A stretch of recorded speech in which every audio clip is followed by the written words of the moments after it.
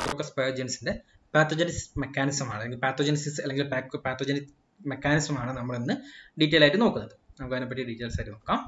Main ആയിട്ട് ഇതിന്റെ പാത്തോജനിസിസ് എന്ന് പറഞ്ഞിട്ടുണ്ടെങ്കിൽ ഇത് സ്ട്രെപ്റ്റോകോക്ക എന്ന് പറഞ്ഞിട്ടുണ്ടെങ്കിൽ മെയിൻ ആയിട്ട് നല്ല രീതിയിൽ മോർ ഇൻവേസീവ് ഡിസീസസും അതുപോലെ തന്നെ സെപ്റ്റിസീമിയയും കോസ് ചെയ്യാനുള്ള കപ്പാസിറ്റി ഉള്ള ഓർഗാനിസംസ് ആണ്. മെയിൻ ആയിട്ട് ഇൻവേസീവ് ഡിസീസസും സെപ്റ്റിസീമിയ ഒക്കെ ഉണ്ടാക്കാനുള്ള കോസ് ചെയ്യുന്ന കപ്പാസിറ്റി ഉള്ള ഓർഗാനിസംസ് ആണ്. പിന്നെ അതുപോലെ തന്നെ it have an ability to tendency to spread locally along the lymphatics and through blood stream. നമ്മുടെ ലിംഫാറ്റിക്സ് കൂടെയും അതുപോലെ തന്നെ ബ്ലഡ് സ്ട്രീമിലേക്കൊക്കെ നല്ല രീതിയിൽ സ്പ്രെഡ് ചെയ്തിട്ട് പോകാനുള്ള കപ്പാസിറ്റി കൂടുതലുള്ള ഓർഗാനിസം ആണ് സ്ട്രെപ്റ്റോകോക്കസ്. ഓക്കെ, നമ്മൾ ഇതിന്റെ സ്ട്രെപ്റ്റോകോക്ക ഡിസീസസിനെ പറ്റി നോക്കുന്ന സമയത്ത് മെയിൻ ആയിട്ട് രണ്ട് ടൈപ്പുള്ള ഡിസീസസ് ആണ് സ്ട്രെപ്റ്റോകോക്ക കോസ് ചെയ്യുന്നത്. ദാറ്റ് ഈസ് പയോജനിക് ഇൻഫെക്ഷൻസും ദെൻ നോൺ സപ്പറേറ്റീവ് കോംപ്ലിക്കേഷൻസ് എന്ന് പറഞ്ഞിട്ടുള്ള രണ്ട് ടൈപ്പ് ഡിസീസസ് ആണ് മെയിൻ ആയിട്ട് സ്ട്രെപ്റ്റോകോക്ക കോസ് ചെയ്യുന്നത്.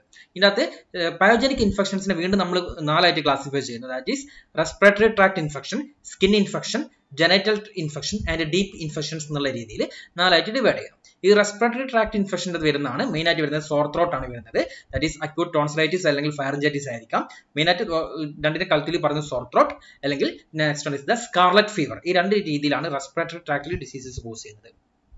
ദെൻ സ്കിൻ ഇൻഫെക്ഷൻ മെയിൻ ആയിട്ട് കോസ് ചെയ്യുന്നത് that may be wound infections ആയിരിക്കാം, ബേൺസ് ആയിരിക്കാം, അല്ലെങ്കിൽ സ്കിൻ ലീഷൻസ് ആയിരിക്കും, ദാറ്റ് ഈസ് എക്സിമ ലിയാഷൻസ് ആയിരിക്കാം, ദെൻ എറിസിപ്പിൾസ് ആയിരിക്കാം, ഇംപെൻഡിഗോ ലൈക്ക് റിയാക്ഷൻസ് ഒക്കെ ആയിരിക്കാം.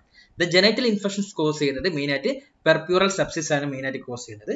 ദെൻ ഡീപ്പ് ഇൻഫെക്ഷൻസ് ആയിട്ട് വരുന്ന ചിലപ്പോൾ ബോൺ ഇൻഫെക്ഷൻ വരാം, ജോയിന്റ് ഇൻഫെക്ഷൻസ് വരാം, ലിംഫാഡിനൈറ്റിസ് വരാം, septicaemia, abscess of internal organs ഒക്കെ വരാം. Then second one is the non-suppurative complications വരുന്നത് മെയിൻ ആയിട്ട് രണ്ട് ടൈപ്പ് ഡിസീസസ് ആണ്. That is rheumatic fever and acute glomerular nephritis. ഈ രണ്ട് ഡിസീസസ് ആണ് മെയിൻ ആയിട്ട് നോൺ സപ്പറേറ്റീവ് കോംപ്ലിക്കേഷൻസിന്റെ അത് വരുന്നത്. നമുക്ക് ഇതിനെപ്പറ്റി ഡീറ്റെയിൽ ആയിട്ട് നോക്കാം.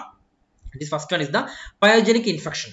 പയോജനിക് ഇൻഫെക്ഷൻ മെയിൻ ആയിട്ട് എന്ന് പറഞ്ഞിട്ടുണ്ടെങ്കിൽ first is the respiratory infections ആയിരിക്കും മെയിൻ ആയിട്ട് ത്രോട്ടിലേക്ക് മെയിൻ ആയിട്ട് ഇൻഫെക്ഷൻ കോസ് ചെയ്യുന്നത്. ദാറ്റ് ഈസ് നമ്മൾ കറക്റ്റ്ലി എന്ത് പറയുന്നത് സോർ ത്രോട്ട് എന്നുള്ള രീതിയിൽ വരുന്നു. It may B initially localised tonsil, ഒന്നെങ്കിൽ ടോൺസിൽസിന് മാത്രം ഇൻഫെക്ഷൻസ് ആയിട്ട് വരുന്ന ടോൺസിലൈറ്റിസ് ആയിരിക്കാം, അല്ലെങ്കിൽ ഫാരൻസിലേക്കും കൂടി ഇൻഫെക്ഷൻ സ്പ്രെഡ് ചെയ്തിട്ട് ഫാരഞ്ചൈറ്റിസ് ആയിരിക്കാം. ഒന്നെങ്കിൽ ടോൺസിലൈറ്റിസ് അല്ലെങ്കിൽ ഫാരഞ്ചൈറ്റിസ് എന്നുള്ള രീതിയിലായിരിക്കും വരുന്നത്. ഇതിനകത്ത് ടോൺസിലൈറ്റിസ് മെയിൻ ആയിട്ട് കാണപ്പെടുന്നത് എന്ന് പറഞ്ഞിട്ടുണ്ടെങ്കിൽ ഓൾഡർ ചിൽഡ്രൻസിനും പിന്നെ അതുപോലെ തന്നെ അഡൽട്ട്സിലാണ് മെയിൻ ആയിട്ട് നമ്മുടെ ടോൺസിലൈറ്റിസ് കണ്ടുവരുന്നത്. ഇതാണ് ഹെൽത്തി ത്രോട്ടും പിന്നെ അതുപോലെ തന്നെ സോർ ത്രോട്ട് വന്നതിന് ശേഷമുള്ള ഇൻഫർമേഷനാണ് ഇവിടെ കാണിക്കുന്നത്. അതുപോലെ തന്നെ ദിസ് ഈസ് ദ ഹെൽത്തി ടോൺസിൽസും അതുപോലെ തന്നെ ദിസ് ഈസ് ദ ടോൺസിലൈറ്റിസ് വന്നതിന് ശേഷമുള്ള ടോൺസിൽസിന്റെ ഇതുമാണ് കാണപ്പെടുന്നത്, ഇമേജ് ആണ്. And this is the pharyngitis ഉണ്ടല്ലേ, ഇവിടെ ഒരു വൈറ്റ് സ്പോട്ടസ്, അതാണ് നമ്മൾ ഫാരഞ്ചൈറ്റിസ് എന്നുള്ള ഫാരഞ്ചൽ ഇൻഫെക്ഷൻ ആണ് നമ്മൾ ഫാരഞ്ചൈറ്റിസ് എന്നുള്ള രീതിയിൽ കാണുന്നത്.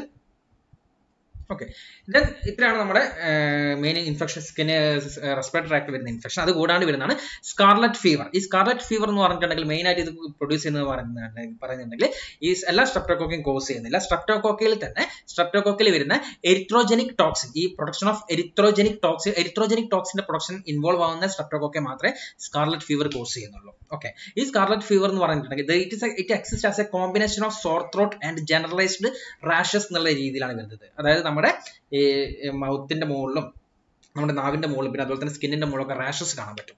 ഇത് മെയിൻ ആയിട്ട് എന്ന് പറഞ്ഞിട്ടുണ്ടെങ്കിൽ ഇന്ത്യയിലൊന്നും അങ്ങനെ ഇതുവരെ റിപ്പോർട്ട് ചെയ്തിട്ടില്ല. It is uncommon in tropics and does not occur in India. Okay, പിന്നെ അതുപോലെ തന്നെ നമ്മൾ നേരത്തെ പറഞ്ഞിട്ടുണ്ടായിരുന്നു ഇപ്പൊ respiratory tract infection, sore throat ഒക്കെ ഉണ്ട്.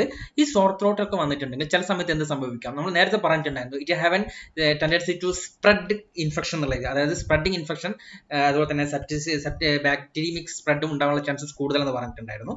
സപ്പോർട്ടീവ് സ്കിൻസ് നമ്മുടെ ഈ അണ്ടർലൈൻ ടിഷ്യൂസിലൊക്കെ ഇൻവേഡ് ചെയ്ത് പോകാനുള്ള കപ്പാസിറ്റിയും കൂടുതലാണ്.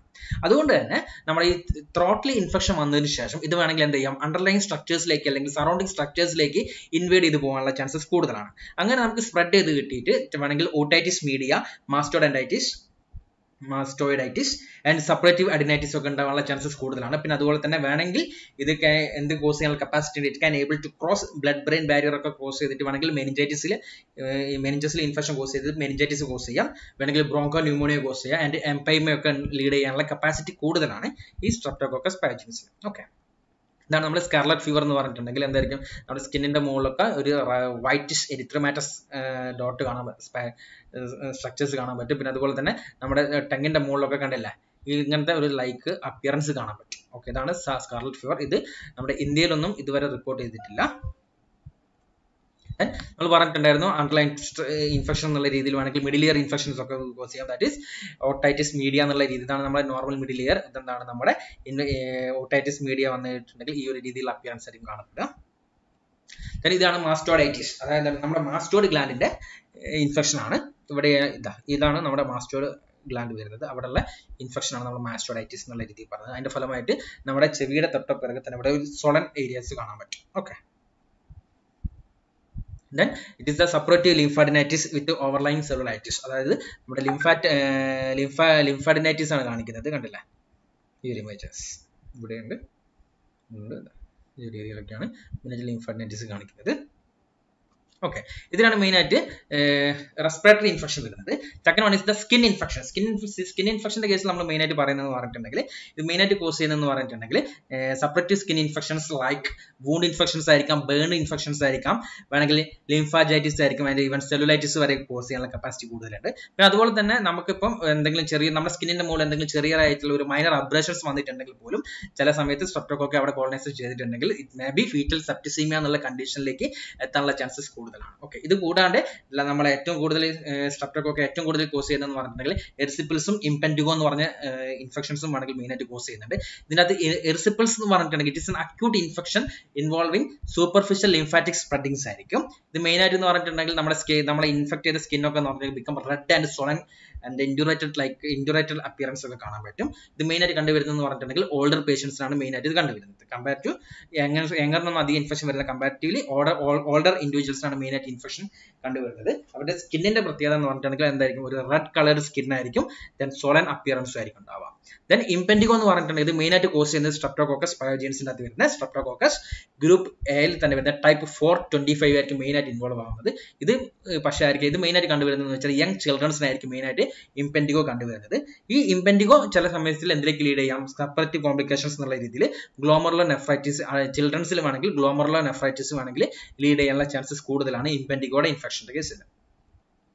അതേസമയത്ത് നമ്മൾ സ്കിൻ നോക്കുന്ന സമയത്ത് നമ്മൾ ഈ ഒരു സ്കിൻ ഇൻഫെക്ഷന്റെ കേസിൽ നമ്മൾ ASO that is anti streptolysin O നോക്കുന്ന സമയത്ത് അത്ര നല്ല ഹൈ വാല്യൂസ് ഒന്നും കിട്ടത്തില്ല. അതുകൊണ്ട് ഈ ഒരു സ്കിൻ ഇൻഫെക്ഷന്റെ കേസിൽ നമ്മൾ ASO നോക്കിയിട്ട് വലിയ കാര്യമില്ല.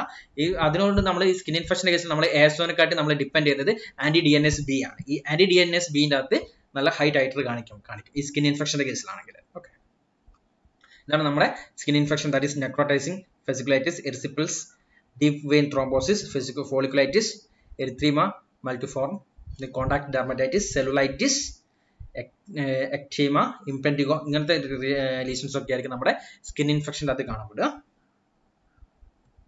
The next one is the genital tract infection. Main ആയിട്ട് എന്ന് പറഞ്ഞിട്ടുണ്ടെങ്കിൽ സ്ട്രെപ്റ്റോകോക്ക് കോസ് ചെയ്യുന്നത് പെർപ്യൂറൽ സെപ്സിസ് ആണ് മെയിൻ ആയിട്ട് കോസ് ചെയ്യുന്നത്.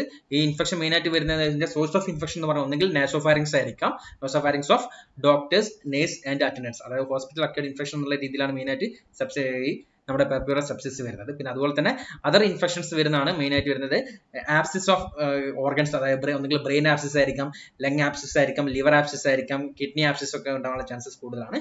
പിന്നെ അതുപോലെ തന്നെ ഇത് സെപ്റ്റിസീമിയം, പിന്നെ അതുപോലെ തന്നെ പയ്യമീയ അതായത് പസ് പ്രൊഡ്യൂസിങ് ഇൻഫെക്ഷൻ ഒക്കെ ഉണ്ടാകാനുള്ള ചാൻസസ് വളരെ കൂടുതലാണ്. പ്രസൻസ് ഓഫ് പസ് ഇൻ ബ്ലഡും ഒക്കെ ഉണ്ടാകാനുള്ള ചാൻസസ് വളരെ കൂടുതലാണ്.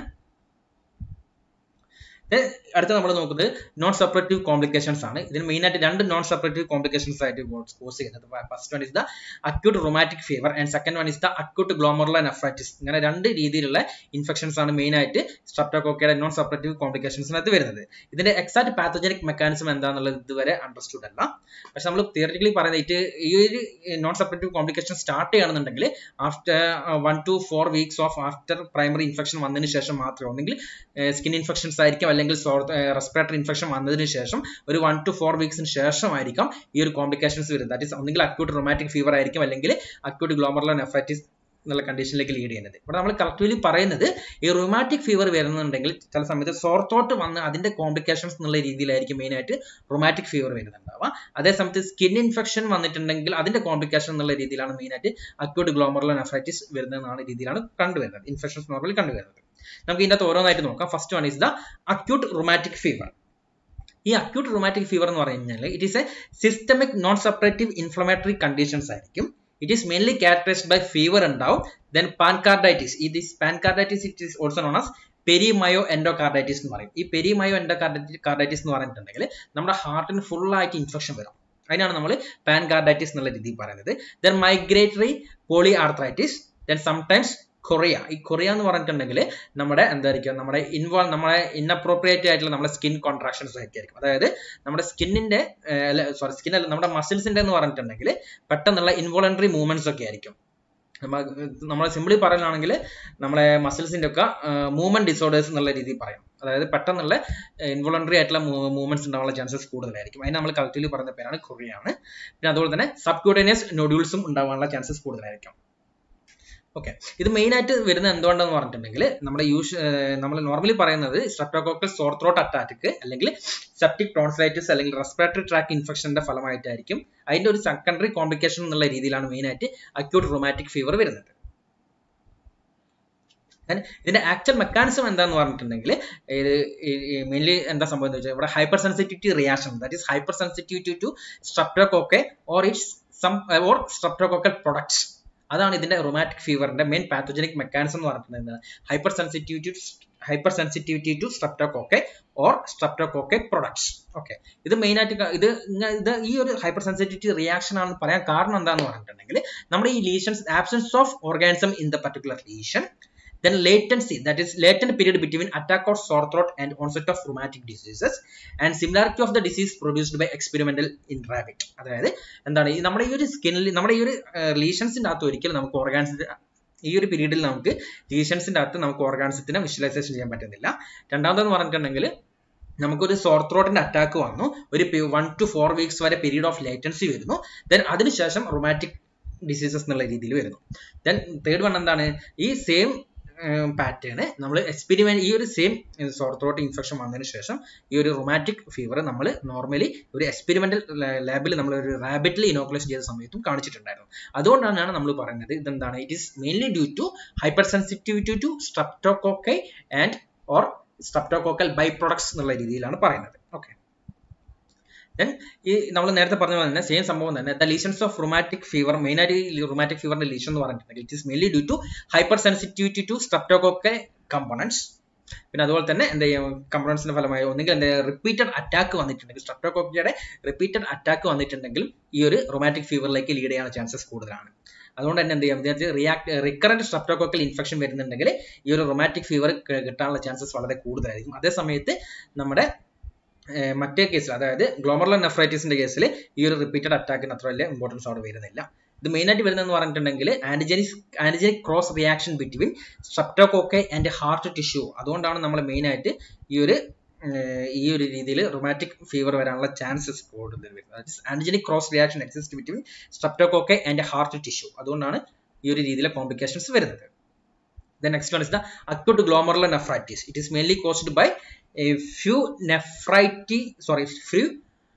nephritoxigenic strains, അതായത് നെഫ്രൈറ്റോജനിക് സ്ട്രെയിൻസ് ഓഫ് സ്ട്രെപ്റ്റോകോക്കെ. അതായത് മെയിൻ ആയിട്ട് വരുന്ന ഗ്രൂപ്പ് എയിൽ വരുന്ന നെഫ്രൈറ്റോടോക്സിജനിക് സ്ട്രെയിൻസ് ആയിട്ടുള്ള ഗ്രൂപ്പ് എയിൽ വരുന്ന 4, 12, 49, 2, 52, 57 ഇങ്ങനെയുള്ള സ്ട്രെയിൻസ് ആണ്. ഇതിൽ ഏറ്റവും പ്രൊഡോമിനന്റ് ആയിട്ട് വരുന്നത് 12 ആണ്. പ്രൊഡോമിനന്റ് ആയിട്ട് വരുന്ന സ്ട്രെപ്റ്റോകോക്കൽ ഗ്രൂപ്പ് എ 12 ആണ് മെയിൻ ആയിട്ട് ഈ അക്യൂട്ട് ഗ്ലോമറുലർ നെഫ്രൈറ്റിസിന് റെസ്പോൺസിബിൾ ആയിട്ട് വരുന്നത്. ഓക്കെ, അതുപോലെ തന്നെ ഇത് മെയിൻ ആയിട്ട് എന്ന് പറഞ്ഞിട്ടുണ്ടെങ്കിൽ it is an important antigen it act as an important antigen in streptococcal protoplast membrane എന്നാണ് പറയുന്നത്. അതുപോലെ തന്നെ ഇതെന്ന് പറഞ്ഞാൽ it is an immunity protection ആണ്. അതായത് വെച്ചാൽ ഇതിന്റെ ഇമ്മ്യൂണിറ്റി എന്ന് പറഞ്ഞിട്ടുണ്ടെങ്കിൽ എന്തായിരിക്കും, ടൈപ്പ് സ്പെസിഫിക് ഇമ്മ്യൂണിറ്റി ആയിരിക്കും ഇത് പ്രൊട്ടക്ഷൻ നടക്കുന്നത്. ഇത് എന്ന് പറഞ്ഞാൽ ഈ ഒരു അക്യൂട്ട് ഗ്ലോമറുലർ നെഫ്രൈറ്റിസിലെ ടൈപ്പ് സ്പെസിഫിക് ഇമ്മ്യൂണിറ്റി ആയിരിക്കും. അതുകൊണ്ട് തന്നെ ഒരിക്കലും എന്തുണ്ടാവില്ല, നോൺ റെക്കറിംഗ് കണ്ടീഷൻസ് ഒരിക്കലും ഉണ്ടാവാനുള്ള ചാൻസസ് വളരെ കുറവാണ്. പിന്നെ അതുപോലെ തന്നെ എന്ത് ചെയ്യും, ഇത് നോർമലി എന്താന്ന് പറഞ്ഞിട്ടുണ്ടെങ്കിൽ സെൽഫ് ലിമിറ്റഡ് ആയിരിക്കും. അതുകൊണ്ട് നമുക്ക് ഒരിക്കലും നമ്മുടെ ഓർഗൻ അല്ലെങ്കിൽ കിഡ്നിക്കൊന്നും ഒരിക്കലും പെർമനന്റ് ഡാമേജ് ഒരിക്കലും കോസ് ചെയ്യുന്നില്ല. ഇതും ഉണ്ടാവാനുള്ള മെയിൻ കാരണം എന്ന് പറഞ്ഞിട്ടുണ്ടെങ്കിൽ ആന്റിജനിക് ക്രോസ് റിയാക്ഷൻ ആണ്. അതായത് antigenic cross reaction exist between glomerular antigens and some component of nephritotoxigenic streptococci. അതായത് ഈ നെഫ്രൈറ്റോജനിക് സ്ട്രെപ്റ്റോകോക്കയും പിന്നെ അതുപോലെ തന്നെ നമ്മുടെ ഈ ഗ്ലോമറുലർ ആന്റിജൻസും തമ്മിലുള്ള ആന്റിജനിക് ക്രോസ് റിയാക്ഷൻ ഉള്ളത് കൊണ്ടാണ് മെയിൻ ആയിട്ട് അക്യൂട്ട് ഗ്ലോമറുലർ നെഫ്രൈറ്റിസ് വരുന്നത്. ഇതെന്ന് പറഞ്ഞിട്ടുണ്ടെങ്കിൽ അതോ ഈ ഒരു ആസ്പെക്ട്സിൽ തന്നെ നമുക്ക് ഇതിന് വേണമെങ്കിൽ എന്തെന്ന് പറയുക, it is an immune complex diseases എന്നുള്ള രീതിയിൽ വേണമെങ്കിൽ പറയാം. ഇതാണ് നമ്മുടെ ഗ്ലോമറുലോനെഫ്രൈറ്റിസ് ഇമേജ് ആണ് കാണപ്പെടുന്നത്. ഇതാണ് നോർമൽ കിഡ്നി ആണ്. ഇതെന്താണ് അക്യൂട്ട് ഗ്ലോമറുലോനെഫ്രൈറ്റിസിന്റെ സമയത്ത് ഇവിടെയൊക്കെ എന്തെങ്കിലും ഇൻഫ്ലമേഷൻ ഒക്കെ ഉണ്ടാവാനുള്ള ചാൻസസ് വളരെ കൂടുതലായിരിക്കും. ഓക്കെ, നമുക്ക് ഇതിന്റെ ഡിഫറൻസസ് നോക്കാം. അക്യൂട്ട് ഗ്ലോമറുലോനെഫ്രൈറ്റിസും അക്യൂട്ട് റൊമാറ്റിക് ഫീവർ നമ്മൾ ഡിഫറൻസസ്. ഇതിന്റെ സൈറ്റ് ഓഫ് ഇൻഫെക്ഷൻ എന്ന് പറഞ്ഞിട്ടുണ്ടെങ്കിൽ റൊമാറ്റിക് ഫീവർ ആണെങ്കിൽ ത്രോട്ട് ആയിരിക്കും. ദെൻ ഗ്ലോമറുലോനെഫ്രൈറ്റിസ് ആണെങ്കിൽ ത്രോട്ട് ആൻഡ് സ്കിൻ ഇൻഫെക്ഷൻ ആയിരിക്കാം. ദെൻ പ്രയർ സെൻസിറ്റേഷൻ എന്ന് പറഞ്ഞിട്ടുണ്ടെങ്കിൽ അക്യൂട്ട് റൊമാറ്റിക് ഫീവറിൽ എസെൻഷ്യൽ ആയിരിക്കും. പക്ഷേ ഗ്ലോമറുലോനെഫ്രൈറ്റിസിന്റെ അതിന്റെ ഒന്നും ആവശ്യം പ്രയർ സെൻസിറ്റേഷൻ ഒന്നും ആവശ്യം വരുന്നില്ല. ദെൻ സീറോടൈപ്സ് എന്ന് പറഞ്ഞിട്ടുണ്ടെങ്കിൽ റൊമാറ്റിക് ആണെങ്കിൽ ഇനി സീറോടൈപ്സ് ആയിരിക്കാം.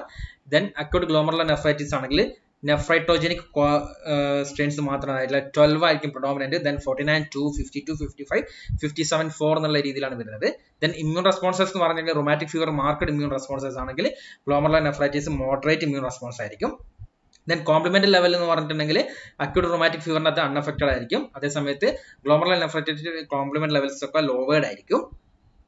ദെൻ ഹെറിഡിറ്ററി എന്ന് പറഞ്ഞിട്ടുണ്ടെങ്കിൽ എന്തായിരിക്കും, ഈ അക്യൂട്ട് റൊമാറ്റിക് ഫീവറിൽ ഒരു ഹെറിഡിറ്ററി കാണപ്പെടുന്നുണ്ട്. അതായത് പാരമ്പര്യമായിട്ട് ഇത് വരുന്ന ഒരു ഫാക്ടറാണ് വരുന്നത് ഹെറിഡിറ്ററി. അതേസമയത്ത് ഗ്ലോമറുലോനെഫ്രൈറ്റിസ് ആ ഒരു ഹെറിഡിറ്ററി ഒന്നും കണ്ടുവരുന്നില്ല.